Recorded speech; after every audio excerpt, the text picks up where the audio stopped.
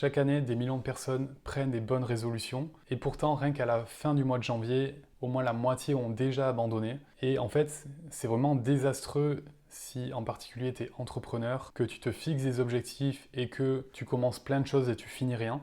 Parce qu'en fait, c'est la meilleure manière de tourner en rond et de ne pas atteindre tes objectifs sur le long terme. Et donc dans cette vidéo, j'ai envie vraiment de t'expliquer quels sont les mécanismes en fait derrière cette idée des bonnes résolutions et comment tu peux maximiser tes chances d'atteindre tes objectifs sans t'auto-saboter en cours de route ou perdre ta motivation ou je ne sais quoi. Et si tu ne me connais pas, moi c'est Sébastien, ça fait 7 ans que je suis coach et j'ai créé la méthode Ingénierie du Flow qui se base sur 3 piliers qui sont le fait d'incarner une posture d'entrepreneur et on va vraiment en parler aujourd'hui. Tu as de la posture et de l'identité en fait associée aux actions que tu poses. 2, c'est l'unicité, comprendre à partir de ton histoire, de tes forces naturelles, comment est-ce que tu peux créer une offre à haute valeur qui va te permettre d'être super profitable dans ton business et d'accompagner les meilleurs clients en fait qui voient la valeur de ce que tu proposes. Et enfin le dernier pilier qui est l'écosystème, c'est-à-dire comment est-ce que tu peux créer un écosystème simple et efficace pour attirer tes clients, délivrer ton service et les fidéliser pour en faire des fans qui te recommandent, qui re-signent chez toi pour éviter d'être dans la roue du hamster. Et tout ça sans compromettre tes valeurs ou t'épuiser ou te perdre dans des stratégies trop complexes. Donc si ça te parle, pense bien à t'abonner et tu trouveras aussi en dessous de cette vidéo un lien pour réserver un audit offert de ton business. On pourra échanger, voir ensemble qu'est-ce qui bloque et qui t'empêche d'atteindre tes objectifs, qui te fait procrastiner et éviter de poser les bonnes actions. Et dans cette vidéo, j'ai envie qu'on fasse un zoom un peu plus en profondeur, tu vois, sur cette idée des bonnes résolutions parce que je pense que c'est super mal compris. Et d'ailleurs, pour tout dire, moi aussi j'avais la mauvaise définition ou une mauvaise compréhension de ce que c'est réellement une bonne résolution. Et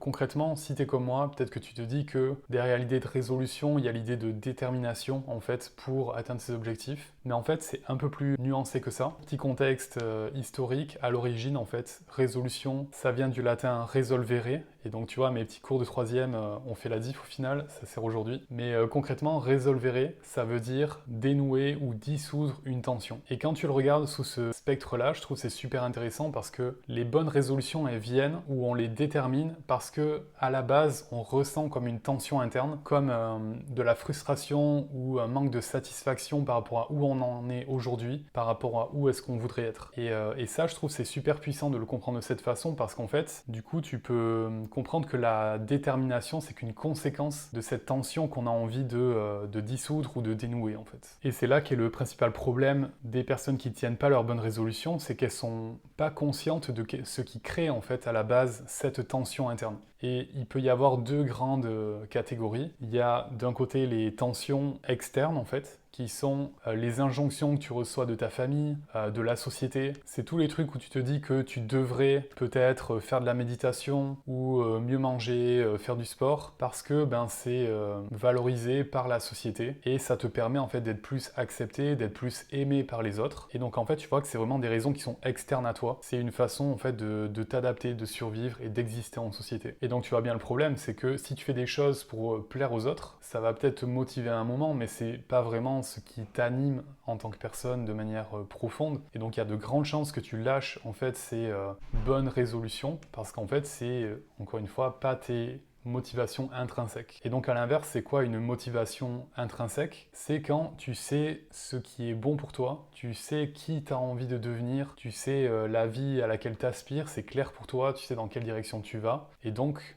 tu ressens de l'excitation, de l'envie naturellement de te rapprocher de cette vie-là, de la personne que tu as envie de devenir qui a cette vie-là. Et donc si tu ressens ça, tu vois que naturellement, tu as besoin de motivation, de discipline pour te projeter et avoir envie d'y aller en fait. Par contre, il y a quand même un problème dans les deux cas, c'est que très souvent, on sait où on en est aujourd'hui, même si c'est pas parfait, c'est peut-être même pas souhaitable, on sait que sur le long terme, on veut pas rester dans cette situation, mais c'est confortable dans le sens où c'est ce qu'on connaît, c'est notre zone de confort, et vu que notre ego, sa fonction première, c'est de nous aider à survivre, pas d'être épanoui, on va naturellement être tenté de rester dans cette zone de confort, comme on l'appelle, même s'il y a énormément d'inconfort et tu vois, de dissonance interne par rapport à ce à quoi on se sent appelé, en fait, ou ce à quoi on aspire. Et de notre côté, si on a bien identifié ce qu'on veut, donc ces fameuses bonnes résolutions de ce qu'on a envie de faire pour obtenir certains objectifs ou devenir une certaine personne, en fait, il y a énormément d'inconnus, il y a énormément d'incertitudes, de peur, parce qu'on l'a pas encore encore obtenu par définition. Donc il y a un aspect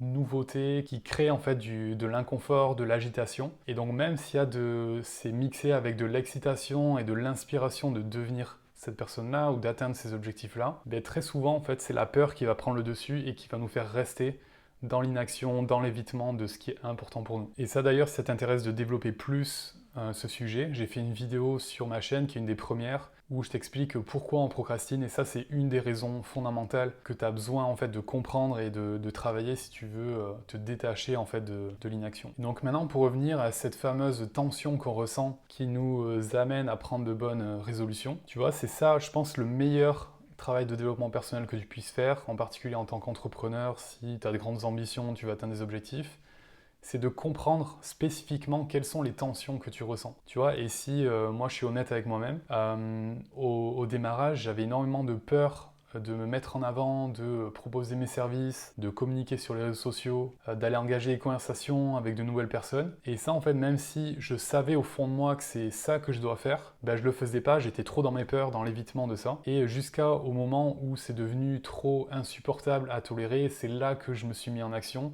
Parce que ça me coûtait bien plus de ne rien faire que de faire et d'être dans l'inconfort, si tu vois ce que je veux dire. Et ça, tu vois, certes, c'est un driver et ça marche, parce que tu vois, ça m'a aidé du coup à être en mouvement et trouver des clients, mais ça fait opérer à partir d'un espace, tu vois, de frustration, de culpabilité, de plein d'émotions négatives qui sont pas souhaitables, parce que j'avais envie de sortir de la pénibilité que je ressentais au quotidien. Mais en fait, il y a un autre moyen de se mettre en action avec beaucoup moins d'inertie d'ailleurs, entre le moment où tu as l'idée de ce que tu dois faire et ce que tu fais vraiment. Et en fait, c'est de te connecter à la version de toi hypothétique qui a déjà atteint l'objectif et pour qui c'est absolument normal de faire ce qui pour toi est nouveau et inconfortable aujourd'hui. Et donc ça sous-entend bien sûr que tu es capable de imaginer à quoi ça peut ressembler la version de toi qui t'inspire, qui a atteint ces résultats-là. Bien sûr, ce sont que des hypothèses et ça peut évoluer et bouger même à l'échelle du mois, c'est pas un problème. Tant que en fait ça te donne de l'inspiration et de l'énergie pour prendre des décisions à partir d'un modèle de pensée, de croyance et de valeurs qui est un petit peu différent de celui à partir duquel tu opères aujourd'hui et qui te fait rester dans tes peurs. C'est ça en fait la logique qu'il y a derrière, et c'est ça qui permet à l'échelle vraiment, tu vois, de l'instant T, et ça peut être plein de micro-décisions que tu prends à l'instant T, comme, je sais pas, tu dois répondre à un prospect qui a manifesté de l'intérêt. Est-ce que tu lui réponds de suite, ou est-ce que tu décides d'aller boire un café pour te donner du courage? Tu vois, c'est vraiment à l'échelle de ce genre de micro-décisions que tout se joue. Ou est-ce que le matin, tu dois démarrer ta journée, est-ce que tu vas commencer par regarder une vidéo YouTube, ou est-ce que tu vas commencer par écrire un post? Et ça, en fait, tu as toutes ces micro-décisions cumulées à la fin de la journée, à la fin de la semaine et du mois et de l'année. En fait, ça crée un gap énorme entre ce que tu aurais pu accomplir et ce que tu as réellement accompli. Pourquoi? Parce que tous les moments où tu as choisi le confort, de pas te mettre du coup dans l'inconfort, ben c'est ce qui au final t'a permis de te sentir plus safe, en sécurité, mais qui t'a pas approché de ce qui est vraiment important pour toi. Et donc tu vois, je pense que cette aptitude qu'on peut développer de jouer avec l'inconfort et d'être capable de pousser un peu plus ses limites, c'est-à-dire en développant ses compétences, en faisant des choses nouvelles qui ne sont pas confortables aujourd'hui mais qui peuvent le devenir après plusieurs semaines ou mois de pratique, ben c'est vraiment, je pense, une des compétences les plus sous-estimées en entrepreneuriat, tu vois. Et ce qui vraiment aide à être beaucoup plus dans ce mode de prendre les bonnes décisions à l'instant T, c'est d'avoir une direction qui t'inspire, c'est-à-dire d'avoir en tête qui est la personne que tu pourrais devenir, pour qui c'est absolument normal et évident de poser ces actions-là et qui ne le sont pas pour toi aujourd'hui. Parce que ça, tu en as peut-être déjà entendu parler, il suffit de visualiser et tu manifestes tes résultats.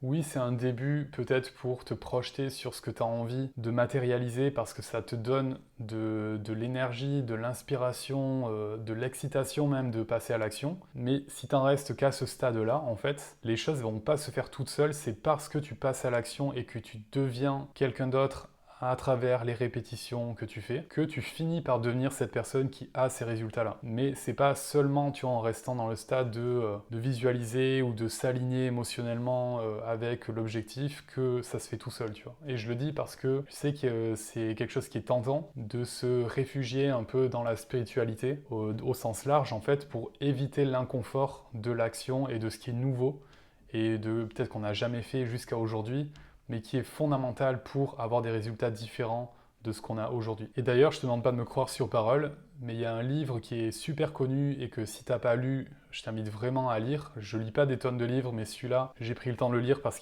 c'est vraiment, je pense, un incontournable. C'est Atomic Habits de James Clear. Et concrètement, il explique comment former des habitudes positives en donnant plein de techniques et astuces en fait pour optimiser et maximiser les chances de tenir et de créer de nouvelles habitudes. Et tu vois, dans son livre, ce qu'il mentionne, c'est vraiment le fait de connecter l'habitude avec une nouvelle identité. Tu vois, c'est un exemple qu'il donne, il me semble dans le livre à un moment donné, c'est qu'au lieu de dire que tu fumes de moins en moins de cigarettes, si tu veux arrêter de fumer, c'est de te identifier, de t'étiqueter en tant que personne comme un non-fumeur. Et en fait, rien que le fait de faire ça, petit à petit, ça fait accepter à ton subconscient que le fait de fumer, c'est plus en cohérence avec l'identité que tu es en train de construire et d'incarner un peu plus chaque jour. Et en fait, c'est vraiment le même principe que tu as envie d'utiliser quand tu te fixes des objectifs et que tu décides de t'engager sur des bonnes résolutions. C'est pourquoi cet objectif il est important pour toi et en quoi est-ce qu'il te permet d'incarner une identité qui est plus inspirante et porteuse pour toi. Et donc maintenant, je suis vraiment curieux d'avoir tes retours en commentaire sur